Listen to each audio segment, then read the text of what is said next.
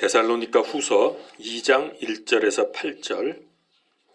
형제들아, 우리 주 예수 그리스도의 오심과 우리가 그분께로 함께 모이는 것으로 말미암아 이제 우리가 너희에게 간청하노니, 너희는 영으로나 말로나 혹은 우리에게서 왔다는 편지로나 그리스도의 날이 가까이 이르렀다 해서 쉽게 마음이 흔들리거나 불안해하지 말라. 아무도 어떤 방법으로든 너희를 속이지 못하게 하라. 먼저 떨어져 나가는 일이 일어나고 저 죄의 사람 곧 멸망의 아들이 드러나지 아니하면 그 날이 이르지 아니하리라. 그는 대적하는 자요 또 하나님이라 불리거나 혹은 경배받는 모든 것 위로 자기를 높이는 자로서 하나님처럼 하나님의 성전에 앉아 자기가 하나님인 것을 스스로 보이느니라.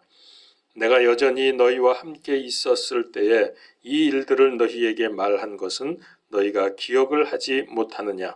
너희는 그가 그의 때에 드러나게 하려고 무엇이 저지하고 있는지 지금 아나니 불법의 신비가 이미 일하고 있으나 다만 지금 막고 있는 이가 길에서 옮겨질 때까지 막으리라.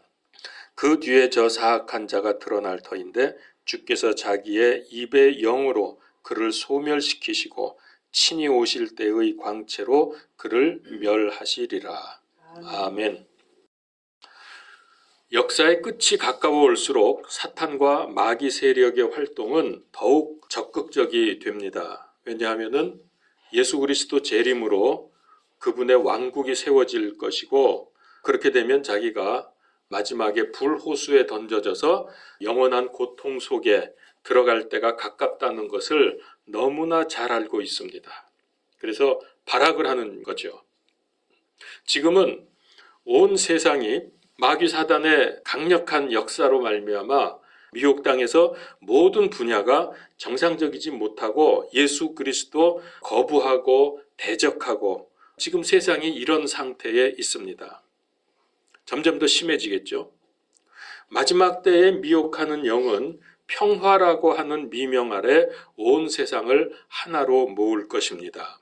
왜냐하면 그리스도께서 오시기 전에 적그리스도를 등장시켜서 세상을 하나로 자기 아래로 모아서 할 수 있는 대로 많은 사람을 지옥으로 끌고 가려고 하기 때문에 그렇습니다.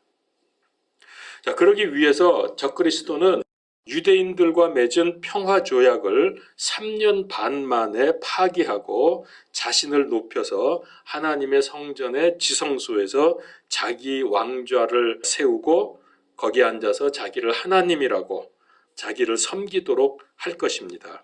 그거 오늘 본문 말씀에 나오죠.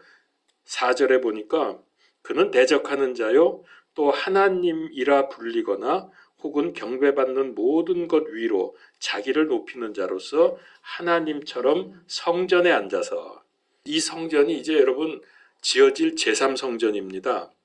이 성전에 앉아서 자기가 하나님인 것을 스스로 보이느니라. 그러니까 적그리스도는 자기가 하나님이 되기를 원하는 겁니다. 여기에 따르는 자들 다 모아서 사이좋게 손잡고 불호수로 다들 가게 될 것입니다. 자, 오늘 말씀은 적그리스도를 8절에 보니까 저 사악한 자라고 표현을 합니다. 또 7절에서는 불법의 신비라고 말씀을 합니다. 적그리스도를 불법의 신비라고 한 것은 무슨 의미냐 하면 디모데전서 3장 16절에 보면은 하나님의 성품의 신비라는 말씀이 나옵니다. 이거는 앞뒤를 읽어보면은 이분이 우리를 위해서 성육신 하셔서 사람으로 나타나지 않습니까? 그거를 가리켜서 하나님 성품의 신비라고 그렇게 표현을 하고 있습니다. 그래서 예수님께서 사람으로 오심으로써 그분은 하나님의 아들이라 불리게 되었습니다. 누가복음서 1장 35절에 보면은 내게서 태어날 그 거룩한 이는 하나님의 아들이라 불리리라. 자, 이것을 모방을 해서 사탄도 육화합니다. 자기도 이게 사람처럼 육화를 해서 세상에 나타날 텐데 바로 그것이 적그리스도입니다. 사탄의 육화. 예수님처럼 성육신이라는 말을 쓰기 싫어서 제가 육화라는 말을 쓰는 겁니다. 창세기 3장 15절 여러분 너무나 잘 아시죠? 여자의 씨, 그 그다음에 뱀의 씨 말씀이 나옵니다. 여자의 씨는 예수 그리스도죠.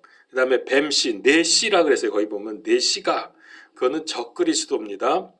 그래서 적그리스도는 뱀의 씨에 의해서 육화된 존재입니다. 오늘 여기 3절에 보면은 적그리스도를 또 뭐라 그랬냐면은 저 죄의 사람 곧 멸망의 아들, 죄의 사람 곧 멸망의 아들이라고 합니다. 자, 그런데 여러분 이제부터 정신 잘 차리고 듣지 않으면요, 줄거리 못 잡으면 조금 이해가 하기 어렵습니다. 지금부터는 잘 들으셔야 됩니다. 그런데 요한복음 17장 12절 찾읍시다. 이게 예수님이 기도하시는 내용이거든요. 내가 그들과 함께 세상에 있을 때에 아버지의 이름으로 그들을 지켰나이다.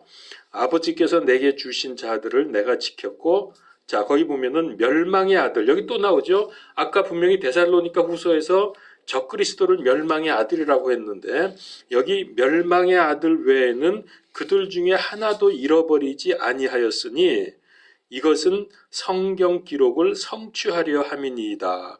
여러분 이 말씀을 잘 이해하셔야 됩니다. 예수님께서는 제자들을 위해서 기도하실 때 지금 이게 누군지 아십니까? 이 멸망의 아들이 이게 유다입니다. 유다를 지금 가리키고 있는 거예요. 유다를 멸망의 아들이라고 그러면서 그 다음에 보면 무슨 뜻입니까? 유다는 잃어버려지는 것이 성경 말씀이 성취다라는 이상한 기도를 하셨어요. 그러니까 멸망의 아들 외에는 하나도 잃어버리지 아니하였으니 이거는 성경 기록을 성취하려 함이라 그랬으니까 그 멸망의 아들은 잃어버려져야 말씀이 성취되는 거죠. 이제 이게 문제입니다. 여기서 유다는 잃어버려야 되는 존재입니다. 어떻게 예수님이 이렇게 이상한 기도를 하셨을까? 그러면 여기 유다에게도 멸망의 아들, 적그리스도에게도 멸망의 아들 같은 용어를 사용을 했으니까 유다가 적그리스도라는 뜻입니까? 요한복음서 6장 70절 71절 예수님께서 그들에게 응답하시되 내가 너희 12를 택하지 아니하였느냐 그러나 너희 중에 하나는 마귀니라. 그러니까 12 중에 하나는 마귀라 그랬어요. 그분께서는 시몬의 아들 가롯 유다를 가리켜 말씀하셨더라. 그는 곧 12 중 하나로 그분을 배반하여 넘겨줄 자더라. 자, 여기 예수님 유다를 가리켜서 뭐라고요? 마귀라 그랬어요. 마귀. 아주 마귀라고 단정 지었죠. 유다는 마귀다 이렇게 하신 거예요. 그러니까 예수님이 하나님이신 것처럼 적그리스도도 마귀입니다. 일반적으로 이 구절을 어떻게 해석을 하는가 하면은 유다를 마귀라고 한 거는 유다가 마귀의 도구로 쓰임 받는 것을 그렇게 말씀하셨다라고 보통 이렇게 이해를 합니다. 그러나 여기는 이건 그런 정도가 아니에요. 이렇게 직접적으로 유다를 보고 마귀라고 말씀하셨거든요. 이제 요걸 우리가 좀 염두에 두고 있어야 되고요.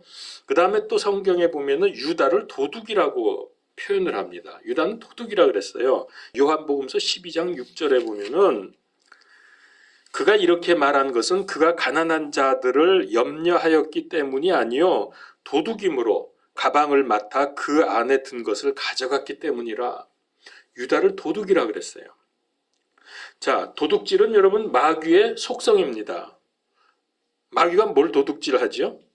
하나님의 자리를 도둑질해서 자기가 하나님 되려고 그러고 하나님의 자녀를 도둑질해서 지옥으로 끌고 가려고 그러고 이게 전부 아주 근본적인 도둑 성품을 갖고 있거든요. 자, 그러면 이제 우리가 유다의 정체가 무엇인지 성경에서 규명을 해야 되겠습니다.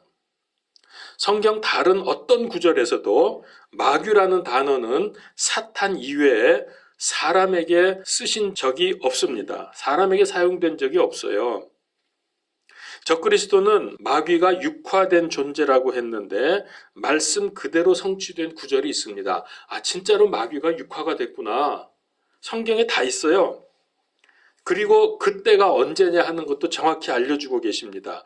요한복음서 13장 27절. 빵 조각을 받은 뒤에 사단이 그 속에 들어가매. 자, 예수님이 빵 조각을 주었어요. 그랬더니 그때 사탄이 유다 속으로 들어가 버렸어요. 그때 예수님께서 그에게 이르시되 내가 하는 일을 속히 하라 하시니라. 나가서 교권자들에게 팔아 넘기는 거죠. 자, 이 정도 되면은 왜 예수님께서 유다를 멸망의 아들 적그리스도라고 하시면서 그가 잃어버려져야 된다고 하는 기도를 하신 이유가 명백해졌습니다. 그러니까 예수님께서 잡히시기 전날 밤에 제자들의 발을 씻어주신 후에 말씀하시기를 이처럼 너희도 서로 발을 씻어주라. 그 말씀을 하시자마자 그 직후에 일어난 일입니다. 자, 예수님이 서로 사랑하라 그랬어요. 발을 씻어주시면서. 그랬더니 유다에게 마귀가 들어가서 마귀가 육신을 입게 된 겁니다. 육화된 거죠. 적그리스도는 누굽니까? 다름 아닌 유다입니다. 요한복음 13장 18절에 그러나 나와 함께 빵을 먹는 자가 자기 발꿈치를 들어 나를 대적하였나이다 한 성경 기록이 성취되게 하려 하노라. 아까 예수님이 유다에게 빵을 주었더니 그때 마귀가 들어갔다 그랬죠. 그 얘기예요. 이게 나와 함께 빵을 먹는 자가 나를 대적한다고. 그러니까 보세요. 이 마귀라 그럴까요? 이 유다가 예수님 초림 때에 나타나서 예수님 팔아먹었죠. 십자가에 죽게 했던 거예요. 초림 때. 그리고서 재림 때 또다시 유다가 나타납니다. 적그리스도로. 그래서 예수님을 대항합니다. 유다가 적그리스도의 육화된 존재로서 초림, 재림 할 거 없이 계속 이 방해를 놓고 대적을 하는 거죠. 자, 그런데 여러분, 이 마귀가, 이 사탄이 누굽니까? 본래는 하나님과 가장 가까웠던 최고의 피조물 그룹이었습니다. 그룹은 천사가 아닙니다. 근데 보통 그룹 천사 이렇게 말하는데 그냥 그룹이에요. 천사하고 다릅니다, 종류가. 그러니까 최고의 피조물이었던 그룹, 즉 루시퍼가 하나님께 도전을 해서 사탄이 된 것처럼 예수님과 가장 가까웠던 12제자 중에 하나, 그리고 아주 중요한 일을 맡았죠. 회개의 일을 맡았죠. 가방을 맡았던 자입니다. 그 유다가 예수님을 배반합니다. 여러분, 그러니까 가까운 사람들을 조심하세요. 로마 황제 줄리어스 시저가 암살당할 때 주동자가 브루투스라는 사람이었어요. 그가 시저의 가장 가까운 친구였습니다. 가장 가까운 사람에게 배신당할 확률이 많습니다. 그러니까 사람을 믿으면 안 돼요. 사람은 믿지 말고 사랑하세요. 사랑을 줘야지 믿어가지고서 나중에 내가 믿었는데 배신당했다 어쩌다 내 믿음을 배반했다 그러면서 울고불고 할 거 없고요. 그러지 마시고 그냥 사랑을 계속 주어야 됩니다. 사람에게는. 사람은 사랑의 대상이고 믿음의 대상은 오직 하나님뿐이에요. 하나님을 믿어야지 사람을 믿으면 안 됩니다. 자, 이제 우리가 이 문제를 다른 성경 구절을 연결을 시켜보면 더 정확해집니다. 자, 계시록 11장을 펴십시오. 이제부터는 계시록을 계속 보겠습니다. 계시록 11장 7절. 그들이 자기들의 증언을 마칠 때에 바닥 없는 구덩이로부터 올라오는 짐승이 그들을 대적하며 전쟁을 일으켜 그들을 이기고 그들을 죽이리니, 다른 성경에서는 무저갱이라고 되어 있는데 그걸 또 우리말로 풀어서 이렇게 해놨습니다. 바닥 없는 구덩이. 쉽게 그냥 무저갱이라고 앞으로 제가 표현을 하겠습니다. 그러니까 무저갱에서 올라오는 짐승이 있죠. 이 짐승이 바로 적그리스도입니다. 근데 그 적그리스도가 그들을 죽인다 그랬어요. 그래서 그들이 누구냐면 위에 3절 4절을 보게 되면은 마지막 대환란 때 두 증인이 나타납니다. 두 증인이 누군지 성경에 정확히 말씀하고 있지 않지만 우리는 두 사람 그 추측을 했었죠. 모세하고 엘리야일 확률이 많다. 어쨌든 그건 정확하진 않지만 그렇게 보고 있습니다. 이 두 증인을 죽이죠. 적그리스도가. 자, 그러면은 이제 적그리스도인 유다가 무저갱에서 지금 올라오고 있잖아요. 그러면 언제 어떻게 무저갱에 간 거예요, 유다가? 언제 갔어요? 사도행전 1장 25절. 자, 유다가 죽었잖아요. 피바친가 하는 거기에 스스로 엎어져 가지고 창자가 터져 나와 죽었죠. 자, 이제 그 다음 얘기입니다. 바로 그러고 나서 그가 이 사역과 사도직을 맡게 하옵소서. 유다는 자기 자신의 처소로 가려고 범법함으로 그 직분에서 떨어져 나갔나이다. 유다의 죽음에 관한 말씀인데요. 성경에서 사람이 죽으면 뭐라고 표현합니까? 구약에서는 주로 자기 조상에게로 돌아갔다. 많은 사람이 가는 길로 갔다.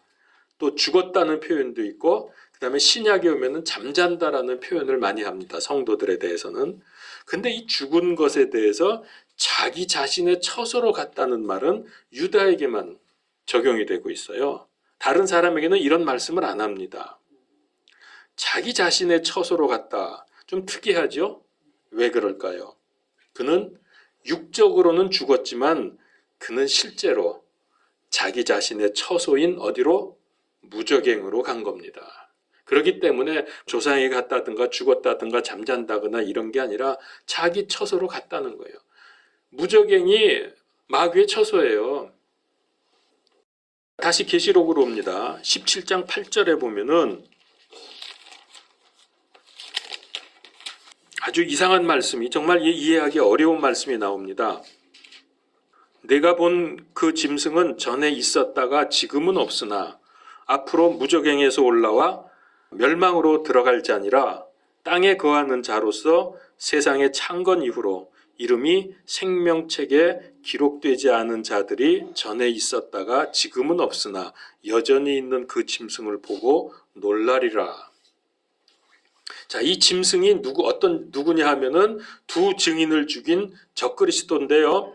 이 한 절에서 네 가지 정보를 알려주고 있습니다. 첫 번째는 전에 있었다. 두 번째, 지금은 없다. 세 번째, 미래에 무적행에서 올라올 거다. 네 번째, 멸망으로 들어갈 거다. 그렇게 되어 있죠. 적그리스도가 지금 이렇게 될 거라는 것을 성경이 말씀을 합니다. 자, 그러면은 적그리스도가 전에 있었다 그랬어요. 그럼 언제 있었죠, 전에? 그렇죠. 그 전에 유다로 있었어요. 근데 그는 죽어서 자기 처소로 갔어요. 무적행으로 지금 내려가 있습니다, 현재. 그래서 지금은 없어요. 지금 이 계시록을 기록한 게 언제냐면 주 90년인데, 그러니까 이거는 벌써 유다가 죽은 지도 40년 이상 지나간 때입니다. 그러니까 지금은 없어요. 유다 죽고. 우리 시대인 지금도 아직도 없어요. 자, 그런데 세 번째는 뭐라 그랬죠? 세 번째는 미래에 무적행에서 올라온다 그랬죠. 그런데 그가 이제 지금 무적행에 갔다가 미래 어느 시점에 자신의 처소, 즉 무적행에서 올라옵니다. 그 다음에 네 번째 어떻게 돼요? 얼마 동안 불법을 행하다가 멸망으로 들어갑니다. 이 멸망으로 들어가는 게 불호수입니다. 그러니까 쉽게 말하면 적그리스도는 예수님을 대적하고 예수님을 팔아먹은 유다의 재생입니다. 유다가 재생된 겁니다. 이런 이상한 놈을 본 사람들이 거기 뭐라 그랬어요? 그 짐승을 보고 놀라리라. 이거 이상한 놈이 정말 어떻게 사람이 저럴 수가 있지? 그러면서 놀라는 거예요.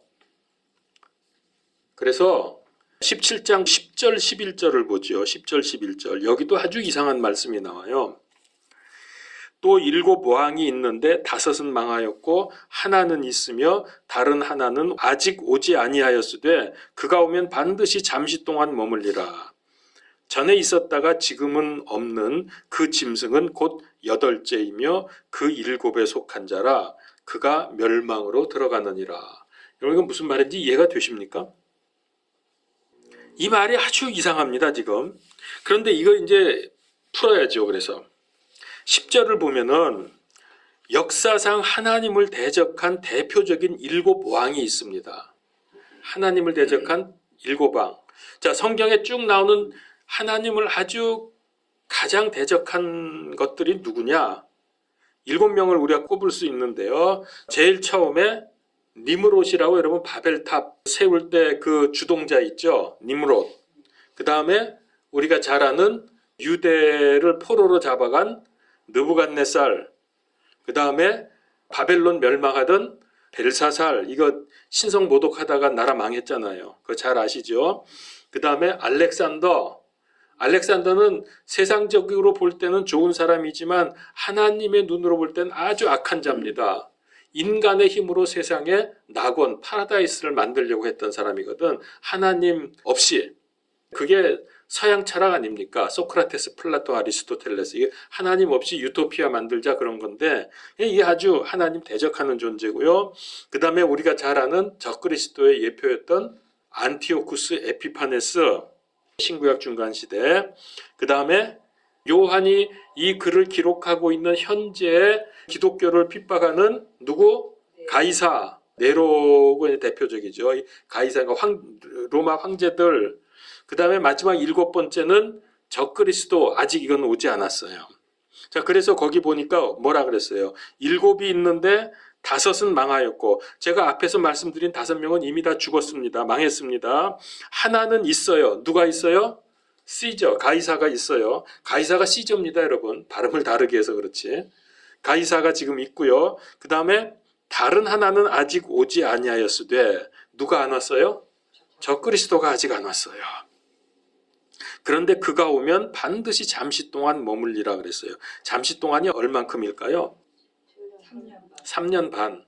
물론 그 전부터 쭉 살아오지만은 대환란을 겨냥을 해서 3년 반 동안 난동을 부릴 겁니다. 그래서 잠시 동안 머물 겁니다. 그 다음에 11절로 들어가면은 아주 이상한 말씀이 있죠. 적그리스도는 8번째인데 7에 속해 있다. 아까 우리 7에 속해 있다고 봤는데 이게 8번째래요. 왜 그럴까요? 그러니까 이건 다른 말로 하면 7번째 이퀄 8번째. 그런 말이 되겠죠? 왜 이렇게 이상한 일이 벌어질까? 이게 누굴까요? 7번째이면서 8번째인 사람. 그게 적그리스도인데 유다지요. 유다가 적그리스도라는 게 여기서 분명하게 드러납니다. 그냥은 이게 무슨 말인지 이해할 수가 없어요. 아니 무슨 8번째가 7에 속한 자야. 그랬는데 7이 곧 8째예요. 그게 유다라. 그러니까 아까 제가 재생한 놈이라 그랬죠.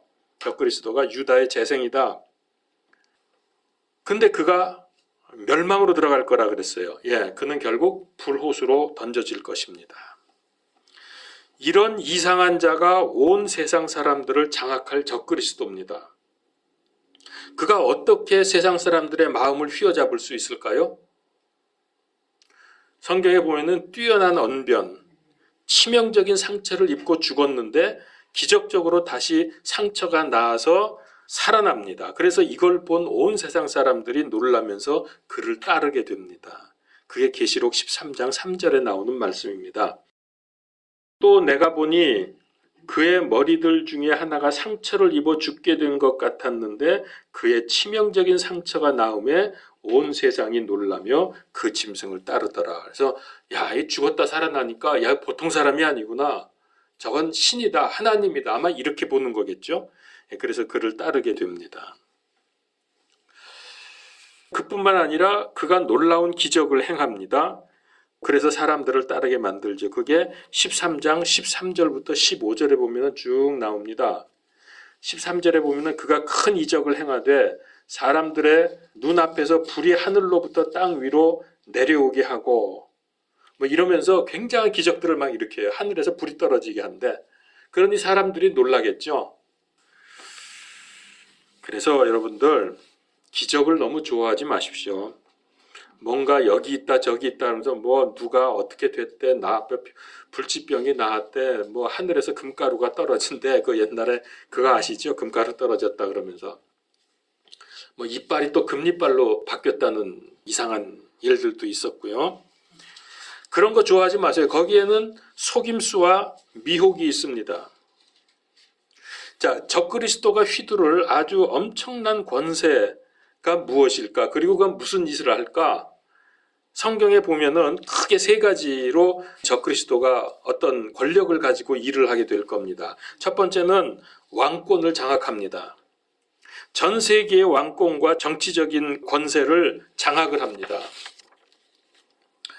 계시록 13장 2절에 보면은 내가 본 그 짐승은 표범과 비슷하고 그의 발은 곰의 발 같으며 그의 입은 사자의 입 같은데 용이 자기의 권능과 자기의 자리와 큰 권세를 그에게 주었더라. 그러니까 여기 표범 나오고 곰 나오고 여러분 이거 사자 나오고 이거 어디서 봤죠?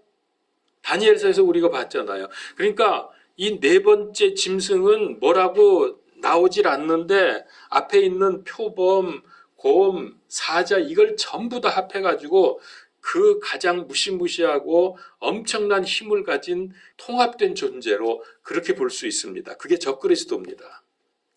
용이 사탄이잖아요. 사탄이 자기의 권능과 자기의 자리와 큰 권세를 그에게 주었더라. 그러니까 얼마나 놀라운 일들을 많이 행하겠습니까?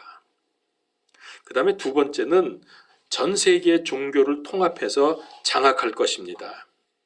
통합된 종교는 적그리스도를 섬기게 하는 종교입니다. 지금도 이미 일은 진행되고 있잖아요. 오래전부터.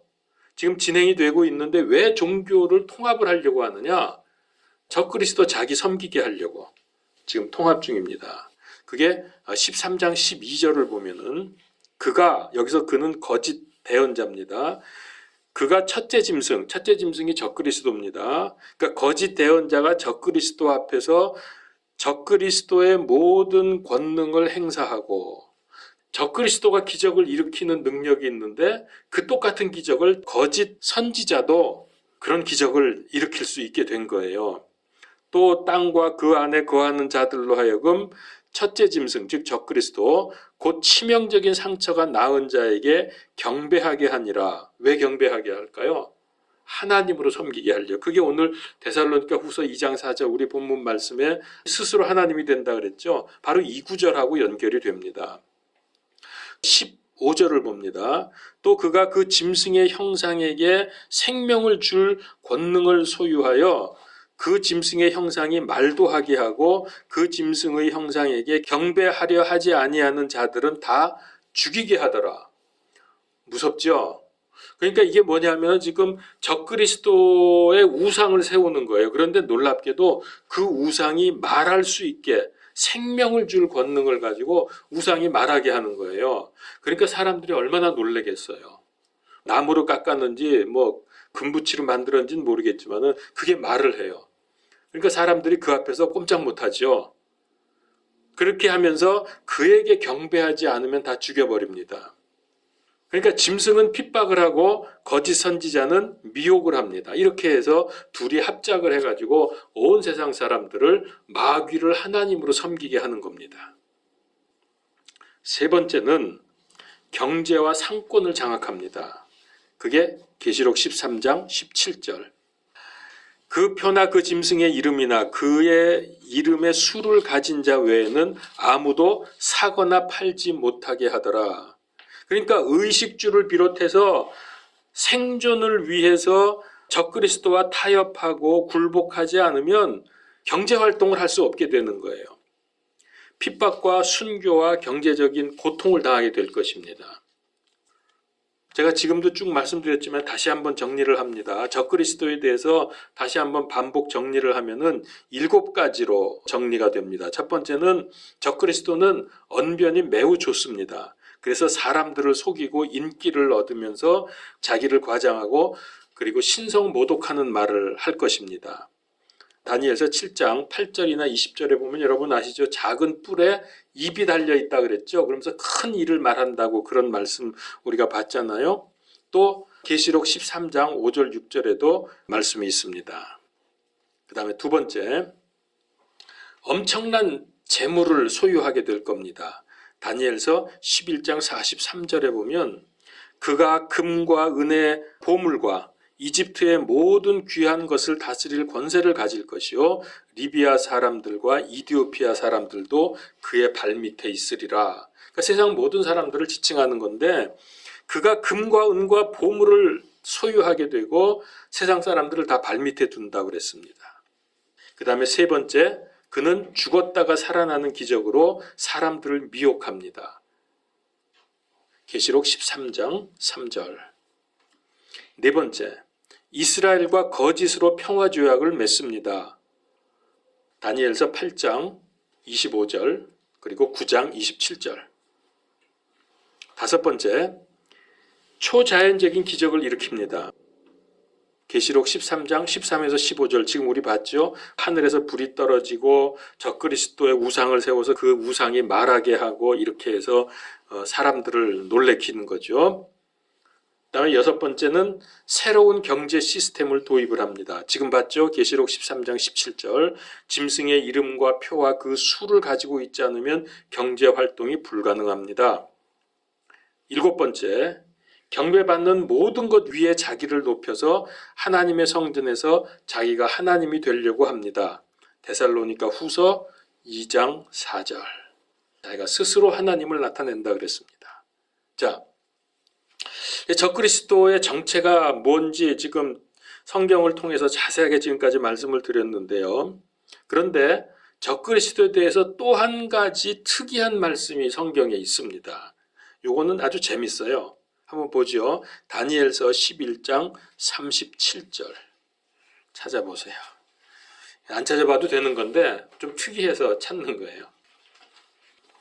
그가 자기 조상들의 하나님과 여자들이 바라는 것들을 중히 여기지 아니하며 어떤 신도 중히 여기지 아니하리니 그가 모든 것 위로 자기를 크게 하리라. 이게 이제 적그리스도가 자기가 하나님이 되려고 하는 그런 내용 아닙니까? 모든 것 위로 자기를 크게 한다 그랬죠. 근데 거기 보면 좀 이상한 말이 하나 없습니까?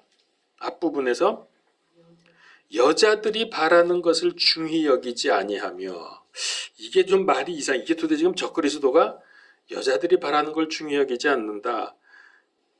적그리스도가 남자일 거예요, 분명히. 유다 남자겠죠, 아무래도. 그가 여자들이 바라는 것, 여자들이 원하는 바를 중히 여기지 않아. 그냥 그거는 무시해버려. 무슨 뜻일까요? 아기를 안나? 그렇죠. 뭐 그럴 수 있죠. 그래서 이거는 적그리스도는 무성애자라는 말 알아요? 이거는 성적인 끌림이 없는 사람, 아무런 성적인 관심이 없는 사람을 무성애자라 그러죠. 그러니까 적그리스도가 무성애자이거나 아니면은 동성애자일 확률이 있다라고 보는 거예요. 그래서 그는 어쩌면은 결혼을 하지 않거나 동성애하는 사람일 거다. 그러니까 이거는 하나님의 창조의 원리에 정면으로 대적하는 행위죠. 어쨌든 그는 기독교의 가치관과 전혀 다른 사람입니다. 적그리스도 정도면은 여자들한테 인기가 많을 텐데 거기에 관심이 전혀 없어요. 2, 3주 지금 적그리스도에 관한 정체를 파헤쳤는데 여러분 꼭 기억할 것은 마지막 때에 대한 이런 내용들 때문에 두려움을 가질 필요가 전혀 없다는 겁니다. 미국과 중국이나 부자들, 권력층에 있는 사람들이 여러분 요즘에 무슨 짓 하는 줄 아세요? 땅속 깊이 수백 미터를 땅을 팝니다. 그리고 땅 밑에다가 아주 고급형 아파트를 지어놨어요. 이게 지금 여러 군데 있습니다. 중국에도 있고 미국에도 있고 그 외에 알려지지 않은 데도 있겠죠. 돈 많은 부자들과 권력층들이. 그래서 그 사진도 제가 봤어요. 유튜브에 보면 나와요. 야, 그 지하에 그렇게 멋있게 아파트를 한 20층? 뭐 그렇게 큰 아파트를 땅 밑에다 지어놨어요. 그리고 거기에 로비랑 이런 데 그 사진이 나오는데 굉장히 화려하고 아주 멋있어요. 땅 밑에다가. 그러니까 지하 수백 미터 땅 파놓고서 그런 아파트를 지어놨어요. 그거 왜 그럴까요? 왜 그런 걸 지어놨냐면 불신자들도 마지막 때라는 걸 알아요. 지구 종말이 멀지 않다. 이제 그 왜 영화도 그런 거 많이 나오잖아요. 뭐 전염병이 돌아서 다 죽는다든지 천재지변에서 막 하늘에서 불 떨어지고 뭐 해일이 일어나서 바다가 덮치고 이러면서 다 그냥 죽는데 그런 마지막 때에 일들이 일어날지라도 자기들은 살아남아서 길이길이 행복하게 살아보겠다. 뭐 그런 생각이겠죠.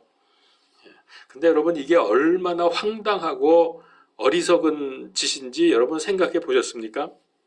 저는 아무리 생각해 봐도 이 사람들처럼 바보가 없구나. 자기들은 되게 똑똑하고 준비를 잘하고 있다고 하겠죠. 왜 그러냐? 아무리 견고하게 짓고 뭐 필요한 거 거기다 다 준비해 놓고 거기 보면은 그래요. 거기에 뭐 생필품을 엄청나게 많이 쟁겨놨고 쾌락을 위한 여러 가지 도구들을 많이 해놨다고 그래요. 근데 여러분 아무리 그렇게 놓으면 뭐합니까? 땅 밑에 있는 거. 하나님이 한번 지진을 한번 일으키면 다 끝장납니다. 그거 견디지 못해요. 지진 한 번만 일어나면 끝이에요. 그리고 그렇게 해서 몇십 년 더 산다 한들 결국은 죽을 것입니다.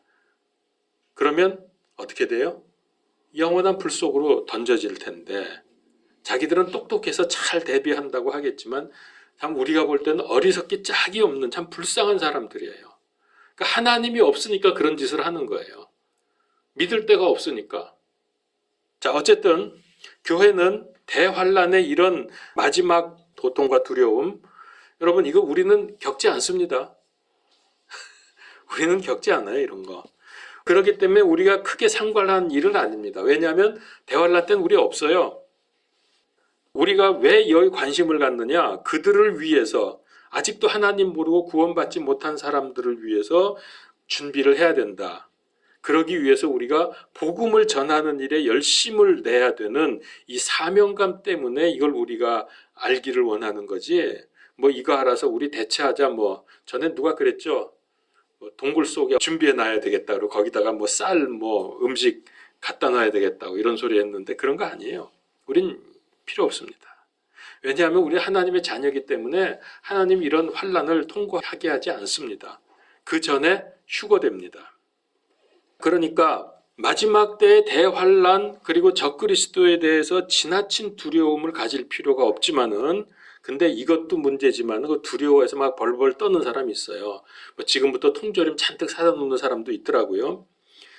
그것도 문제지만은 요즘 교인들의 더 큰 문제는 오히려 이런 일에 대한 너무나 무관심한 게 문제입니다. 성경에 엄연히 기록이 되어 있는 이 마지막 때 일들에 관해서 관심도 없고 그거를 말하는 사람을 이상하게 보고 이단 취급하는 세태가 이게 더 큰 문제입니다. 그러다 당하면 그거 참 곤란합니다. 우리는 마지막 때에 대해서 알아야 할 이유가, 첫 번째는 인류 역사의 그 종말은 이런 재앙이나 우주적인 격변이 아니라 그 뒤에 있을 영원하고 복된 하나님의 나라하고 마지막 때가 연결된다는 소망을 가지고 있는 사람들. 그러니까 우리는 오히려 이런 일이 일어나면 감사해야 돼요. 아, 하나님의 나라가 가까웠구나. 재앙을 두려워할 게 아니라 하나님 나라 가까운 것을 감사해야죠. 그리고 두 번째는, 그러니까 우리는 영적 생활에 성공함으로 해서 이 마지막 때를 잘 대비하고 그렇게 하면서 상급도 많이 받을 수 있는 거예요. 얼마나 좋습니까? 지금이 기회입니다, 여러분. 세 번째는 교인인데도 마지막 때에 대해서 오해하고 잘못된 생각을 가지고 있는 사람들, 그리고 불신자들에게 정확한 예수 그리스도 복음을 전하기 위해서 우리가 이런 것들을 배우고 공부하고 그러는 거예요.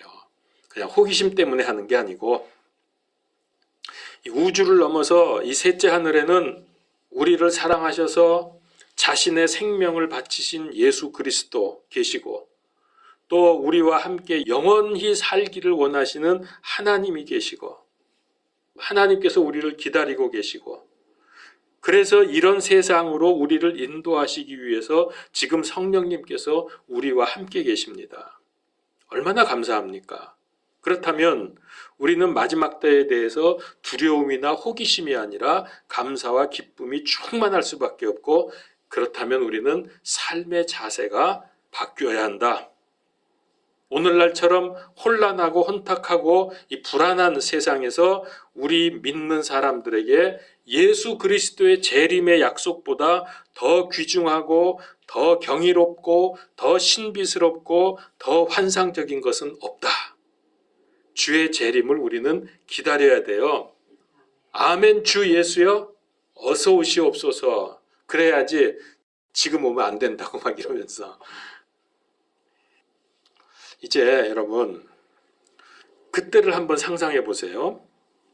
그러면 지금 우리가 지금 현재 살면서 기뻐하고 슬퍼하고 화내고 고생하고 목숨 걸고 싸웠던 일들이 그때 가서 지금을 돌이켜보면, 야, 그거 별거 아니었네? 굉장히 하찮은 일이었구나. 근데 그때는 왜 그게 그렇게 중요하게 생각이 되었을까 하면서 어이없는 실소를 짓게 될 겁니다. 그러면서 하나님의 계획에 쓰임받기 위해서 환난과 핍박을 무릅쓰면서 믿음 생활을 바로 하지 못한 것에 대해서 많은 후회를 하게 될 것입니다. 우리 이러지 맙시다.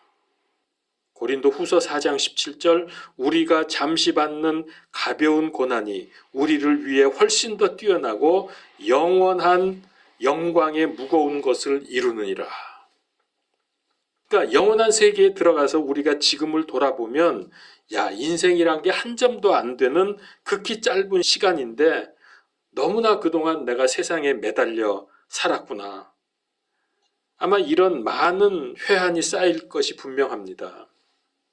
우리는 예수 그리스도의 영광스러운 재림에 함께 참여해서 늠름하고 강한 그리스도의 군사가 되어서 그분의 뒤를 따라서 이제 지상재림 때 우리가 그 전에 휴거됐다가 지상재림 때 그분을 따라서 내려올 것입니다. 그래서 그분의 영광스러운 통치에 우리도 참여하게 됩니다. 다만 그날에 군사가 되는데 부끄럽지 않도록 현재 지금 이 땅에서 주님을 위한 군사로서 마귀의 모든 일에 맞서 싸워야 할 것입니다. 그러려면 지금 그리고 앞으로도 영적 생활에 성공하십시오. 기도하겠습니다. 하나님, 적그리스도가 얼마나 대단한 존재이지만 결국에는 지옥불, 불호수로 던져질 것이고 우리는 영광스러운 하나님의 나라에서 영원한 생명을 누리며 우리가 이 세상에서 경험하지 못했던, 상상하지 못했던 참으로 놀랍고 아름다운 기쁨의 삶을 영원토록 누리게 하심을 감사합니다. 우리가 이 소망으로 마지막 때를 잘 대비하고 견디고 복음을 증거하게 하여 주시옵소서. 예수 그리스도 이름으로 기도하옵나이다. 아멘.